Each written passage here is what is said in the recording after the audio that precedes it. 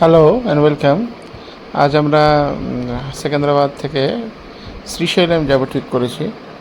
শ্রীশৈলম, যেখানে মল্লিকার্জুন স্বামীর টেম্পল রয়েছে, এটা ভারতবর্ষের দ্বিতীয় জ্যোতির্লিঙ্গ বলা হয় থাকে। তো সেখানে জেবিএস জুবিলি বাস স্ট্যান্ড থেকে হায়দ্রাবাদের শ্রীশৈলম যাচ্ছি জুবিলি বাস স্ট্যান্ড থেকে। এবার দেখুন, এসি বাস রয়েছে, টিকিট রয়েছে প্রায় 500-550 টাকা করে আমাদের টিকিট নিয়েছে। বাস সার্ভিস খুবই ভালো, এখানে পরিষ্কার পরিচ্ছন্ন বাস রয়েছে। 6 ঘন্টা মোটামুটি লাগে। এবং আমরা দেখুন, যেখানে আমাদের গাড়িটা হল্ট করেছে, যে হোটেলটার সামনে, হোটেলটি বেশ ভালো, জায়গাটাও খুব সুন্দর। এবং এখানে যে সস্তায় মোটামুটি সাউথ ইন্ডিয়ান সব খাবার পাওয়া যাচ্ছে, ইডলি, ধোসা, বড়া, পুরি। তো আমরা 2টো ধোসা নিলাম আর 1 প্লেট বড়া নিয়েছি।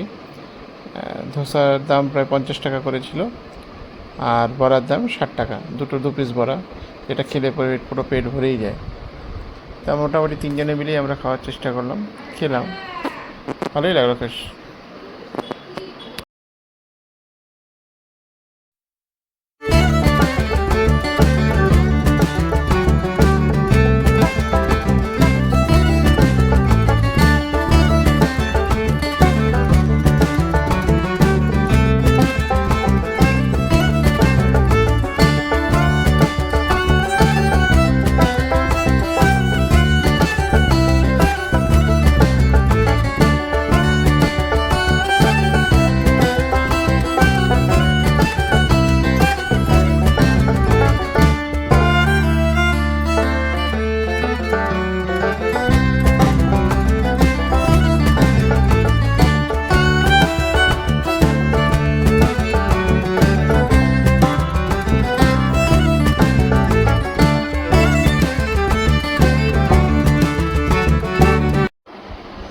এবার দেখুন, আমরা যে হোটেলটাতে ছিলাম, হোটেল না, এটা একটা একটা যে সত্রম বলে এটাকে, আমাদের যেটা ধর্মশালা টাইপের। এখানে হোটেল খুব কম পাবেন শ্রীশৈলমে, ধর্মশালাতে থাকেন।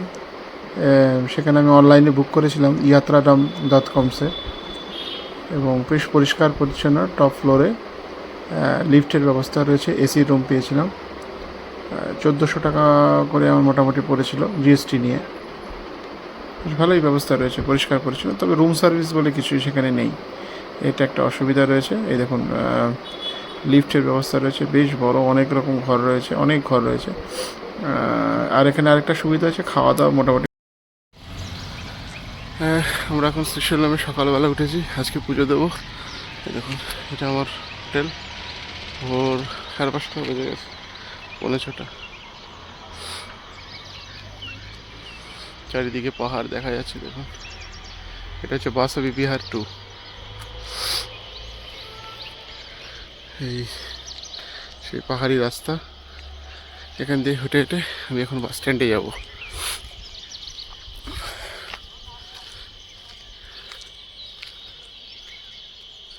এই হচ্ছে পরিবেশ সকালবেলা শ্রীশৈলমে। বাস স্ট্যান্ডের পাশেই হচ্ছে শিব ঠাকুরের মন্দিরটা।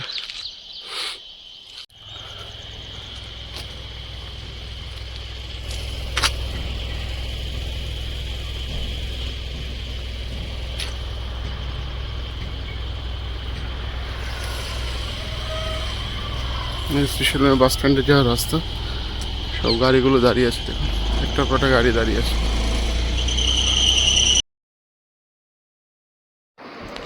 এই দেখুন, যেদিনকে শ্রীশৈলম মন্দিরে সকালে গিয়ে আমরা দর্শন করলাম, ব্যাপার যেটা হলো যে টিকিট আমি অনলাইনে কেটেছিলাম স্পর্শ দর্শনের, তার দাম হচ্ছে 500 টাকা করে।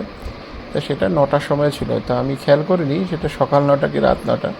তো সকাল 9টায় গিয়ে আমরা যথারীতি উপস্থিত হয়, কিন্তু কর্তৃপক্ষ বলে যে টিকিটটা রাত 9টায়, সকাল 9টায় স্পর্শ দর্শন হচ্ছে না, কিন্তু এমনি দর্শন আপনি করতে পারবেন। তখন আমি আবার সেই দর্শনের ব্যবস্থা করলাম। এই দেখুন, আমার ছেলেটি বদমাশি করছে, ধুতি পুতি পরিয়ে আসতে হয়। এখানে যে নিয়ম হচ্ছে যে ট্র্যাডিশনাল পোশাক পরে, ঐতিহ্যময়, ছেলেদের ধুতি এবং উপরে কিছু বস্ত্র থাকবে না, আর মহিলাদের শাড়ি, সেটা পরেই আমরা তাদের মন্দিরে প্রবেশ করতে পারবেন, অন্যথায় আপনি পারবেন না। তা যাই হোক, আমরা দর্শন করলাম সকালে গিয়ে, এটা শীঘ্র দর্শন করলাম, করে বেরিয়ে ফটোগুলো আমরা তুলছি। সেখানে অতি শীঘ্র দর্শনের আবার পয়সা রেট দেওয়া আছে, কিন্তু ভিড় অনুসারে সেগুলো না নিয়ে নর্মাল লাইন নিলেই আপনি ইজিলি খুব সহজেই দেখতে পারবেন।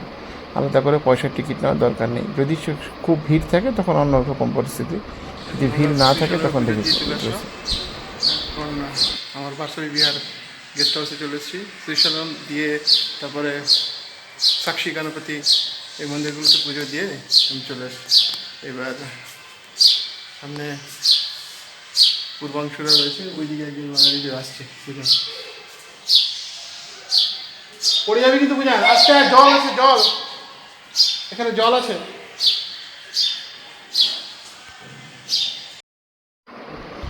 দেখুন, এটা হচ্ছে রাতের বেলা আবার স্পর্শ দর্শন আমরা করি। সেই সব করে আসার পরে এই হোটেলটির মধ্যে যে করিডরটা রয়েছে সেটা কত বড়, তো সেখানেই আমরা ঘোরাঘুরি করছি। কারণ পরের দিন সকালবেলা আবার ফেরার বাস ছিল, ওটা সকাল 6টায় অনলাইনে বুক করেছি। সেম বাসেই, মানে ওই একই টিএস আর তেলেঙ্গানা যে বাস সার্ভিস সেটা তাদেরই বাস রয়েছে। তো ওইটারই একটু ছবি যে হোটেলটি রয়েছে সেটারই আমি তুলে ধরার চেষ্টা করলাম।